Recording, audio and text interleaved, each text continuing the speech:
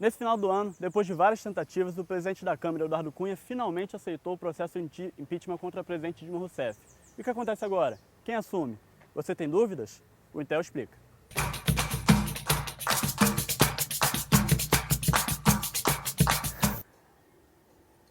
Bom, gente, primeiro a gente tem que entender que todo político que está no exercício do seu mandato, ele tem a possibilidade de ter seu mandato cassado ou sofrer um impedimento, um processo de impeachment, caso ele cometa algum tipo de crime, um crime comum ou um crime de responsabilidade, um crime político. Esse crime político ele não vai ser inserido no Código Penal, então cuidado para a gente separar as coisas. Às vezes o presidente, um governador, um prefeito, ele sofre um impeachment, mas ele não vai ser preso necessariamente, ele só vai sofrer um impedimento na continuidade do seu mandato. O que aconteceu foi que Eduardo Cunha aceitou, depois de várias tentativas serem recusadas, um pedido de impeachment dos juristas de São Paulo, Miguel Reale e Hélio Bicudo, onde acusavam a presidente Dilma de ter cometido um crime de responsabilidade. Esse crime de responsabilidade são as pedaladas fiscais que a gente tem visto no noticiário. E o que acontece agora? Primeiro, formaram uma comissão com deputados em proporção à quantidade de deputados que cada partido tem na Câmara. O PMDB e o PT são os partidos que mais possuem deputados na Câmara, eles terão maior representatividade nessa comissão. Depois disso, a comissão analisa se vai dar continuidade ao processo de impeachment. Se ela aceitar, a gente tem oficialmente a abertura desse processo. E a gente segue um rito definido pela Constituição. A presidente ela tem 10 sessões para apresentar sua defesa, depois a Câmara dos Deputados vai votar se vai aceitar a abertura ou não do processo de impeachment. Para que seja aberto o processo de impeachment, é preciso que 3/4 da Câmara dos Deputados aprove esse processo.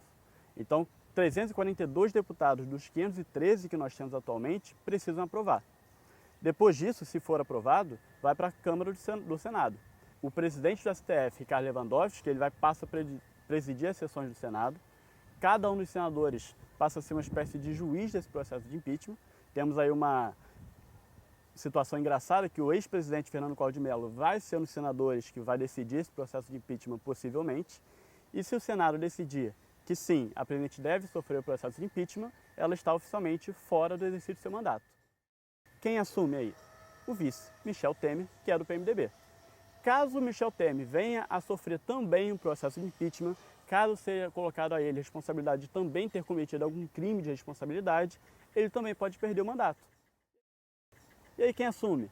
O presidente da Câmara, Eduardo Cunha, que é o terceiro na linha de sucessão.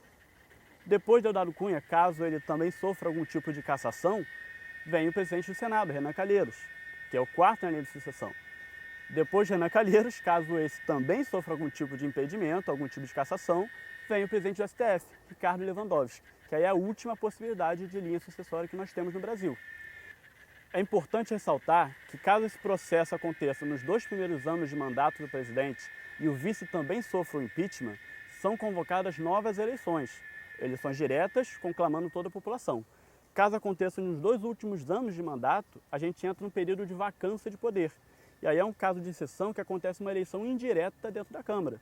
Seria um caso inédito, onde o presidente da República, para exercer os 2 últimos mandatos, seria escolhido pelos deputados, em processo de votação aberta. É claro que nós não queremos que isso aconteça porque o processo de impeachment é algo muito sério para a democracia. Nós já teremos chegado ao nosso segundo processo. É um processo jurídico, sim, mas também tem contornos políticos que devem ser analisados com muita cautela. Por isso que há muita discussão sobre a legalidade ou sobre a ilegalidade desse processo de impeachment. Ficou com dúvidas? O Intel explicou para você.